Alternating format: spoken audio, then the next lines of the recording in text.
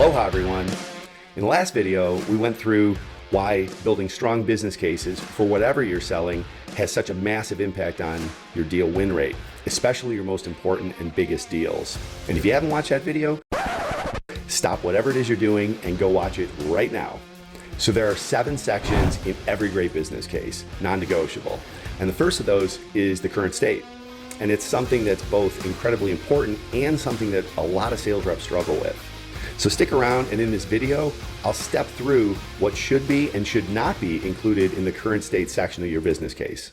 So as a refresher, the current state is just what your customer is currently doing or whatever they currently have in place. And a really great business case covers everything that's in the current state in just a handful of bullet points, and in some cases, maybe a supporting diagram. That sounds so freaking simple, right? If only.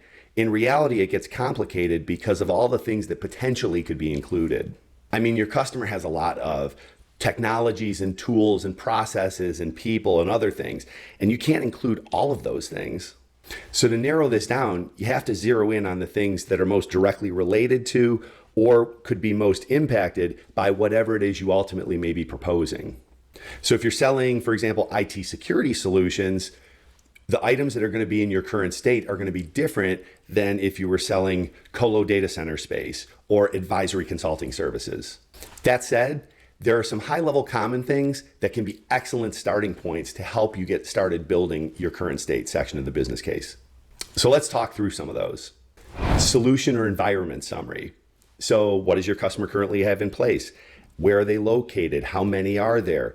Are there any important business processes that are dependent on them, such as being able to take orders or take care of patients or pay employees, things like that? And the old saying, a picture is worth 1,000 words, can apply in this situation. Sometimes a diagram can really help show some of this information and make it easier for people to grasp than just text alone. Things, physical things like equipment or locations or people, things like that. Acquisition summary is something else that's really commonly included in most current states. When did your customer buy whatever they currently have? What did they buy? How much did they pay for it? Have they done any expansions or upgrades since they initially bought it? Do they have any remaining expenses, such as depreciation expense, on those existing solutions? And speaking of depreciation expense, if you haven't watched my video on that topic, check it out, and I explain how not understanding that can potentially sabotage your deals. Another current state item that universally applies in a lot of situations is the customer's historical growth. Depending on what you're selling, that growth could be related to the number of users or the number of existing solutions they currently have, or the number of employees that they have, or their financial performance, number of locations, or other things. And growth can be increasing, it can be decreasing, it can be staying the same. The key thing is understanding what the trends are, especially over the last 12 to 36 months, which gets to another important aspect of growth, which is listing what the cause was of the changes. So was the change in growth related to just organic changes? Was it related to acquisitions or divestitures, or maybe specific projects, or maybe just broader economic changes? So the importance of all this growth stuff is the leverage that it creates or might not create, depending on whatever it is you're selling. Positive growth creates one set of challenges, negative growth creates a different set of challenges, and not knowing or not factoring in or pretending that it doesn't exist is the worst thing that you could do. Top goals or initiatives is another common current state item.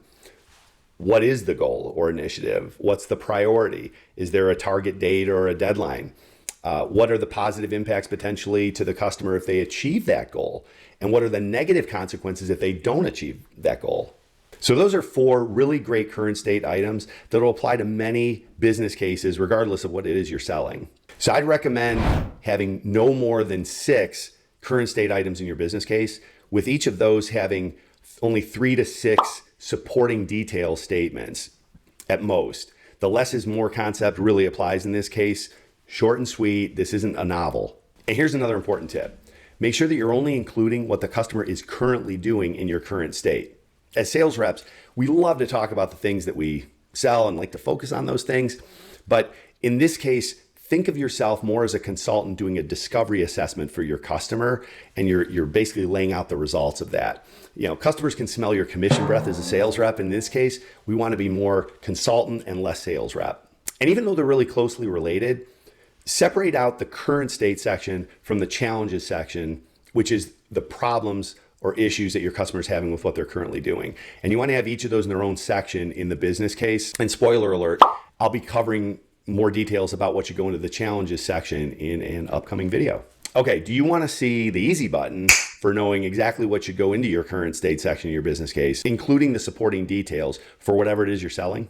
Scandere's K2 lists out the top current state items specific to what you're selling with the push of a button, written out in short, high-impact statements so you don't have to come up with these things entirely on your own. And it also provides recommendations on the supporting details for each of those, so you don't have to wing it like an amateur. So why do most reps mess up the current state? It's easy, because they don't know what should go into it. K2 fixes that with this color by numbers approach. Just fill in your customer's information and bam, you've got a rock star current state. You can't have a great business case without a solid current state. It ensures that you as a sales rep identify and understand the most critical things about your customer. The more you know these things, the lower your deal risk and the higher your deal win rate. And the current state is the foundation for creating the leverage to justify your deal, as well as for potentially increasing the size of it and even creating new opportunities that you weren't even aware of initially. Super important. So if you want to up your game on this fast, use K2. It'll save you time, make you look smarter, and most importantly, it'll help you win more deals. Check the link in the description below for details on how to get started with K2. Thanks for tuning in. If this video got you hyped or you learned something new, hit the like button, share it, spread the word. Also, subscribe to my YouTube channel so you never miss a beat. And let me know in the comments what you're including in the current state for your deals. And if you have any burning questions about anything that we talked about today, or if there's any topics you'd like to see me cover or dig into in future videos. Now get out there and go solve your customers' problems. They need the help, they need a hero, and it's you. Catch you on the next one.